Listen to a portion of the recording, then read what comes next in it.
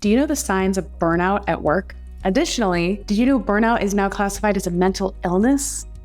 Burnout is classified as having feelings of both physical and emotional exhaustion, usually due to stress related to working conditions. Burnout is someone who wants to do a good job, is capable of doing a good job, but there's a system that prevents them from doing it, and then they get exhausted. Then they give up. A recent survey of 1,000 full-time workers found 89% said they'd experienced burnout over the past year. And 70% said they would leave their current job for another, offering better resources to reduce feelings of burnout. This is serious, you guys. It's so important that you know the signs and symptoms of burnout and how to avoid it altogether. So that's what we're going to go over in this video. If you're new here, I'm Allison Peck, aka Alli from corporate, and I make videos dedicated to career development and sharing my lessons learned with you so that you don't make the same mistakes that I did in your career. So let's talk about how to avoid burnout. So first, let's talk about how to identify if you are getting burned out or if you're already burnt out. So the biggest symptom or sign of burnout is just pure exhaustion and feeling tired and fatigued all the time. Even after you go to bed and get a full 8 hours of sleep or more, waking up and feeling exhausted. Another sign is reduced professional efficacy. What does that mean? You're not as efficient at your job as you normally are. Maybe you're dragging your feet. Maybe you can't recall something you were supposed to do and your mind is a little jammed up. Maybe you're moving just real slow and things are just taking you longer than they normally do. And the last major sign and symptom of burnout is increased mental distance and possible feelings of negativity towards your work or your job. None of these sound good, do they?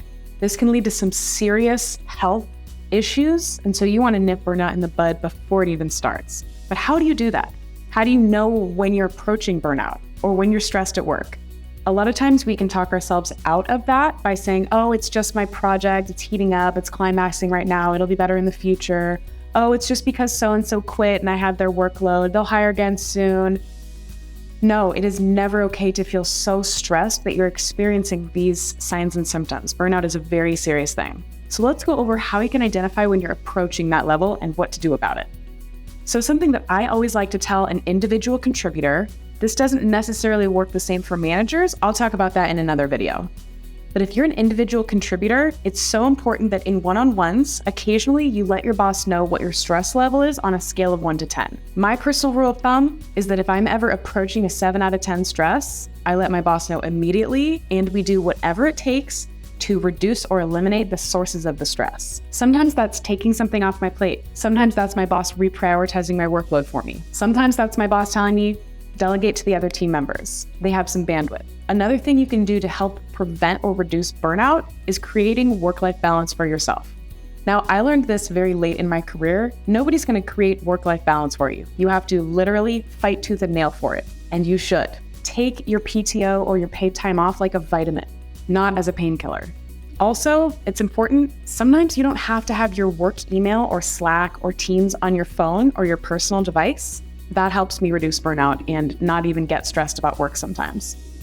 If you work from home, it's important to have a dedicated space for your work and to shut your computer down after 5 o'clock, if those are your working hours. It's not reasonable for you to be reachable at all hours of the night. Of course, this depends on what industry and what job you have, but normally you should be able to shut your work off at 5 p.m. and not have to think about it until 8 a.m. the next day. Also, it's so important to know your mental health inside and out, be self-aware, as one of my last videos said, and know the signs and symptoms for you of being overworked. Maybe you have a reduced appetite. Maybe you have insomnia. Maybe you don't hang out with your friends and family as much.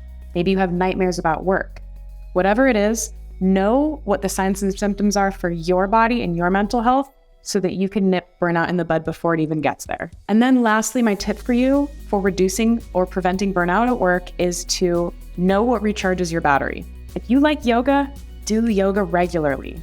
If you need to take a walk while you have some of your meetings, go be outside, get some vitamin D. If you need to take a sick day or just a mental health day because you're feeling like you got a case of the bummers, which is what I like to call it, take a mental health day. If you need a vacation or even a staycation, schedule that for yourself. You deserve it. So those were a few signs and symptoms of burnout and also what you can do to prevent it or eliminate it at work. I hope you learned something from this video, and as always, please like and subscribe.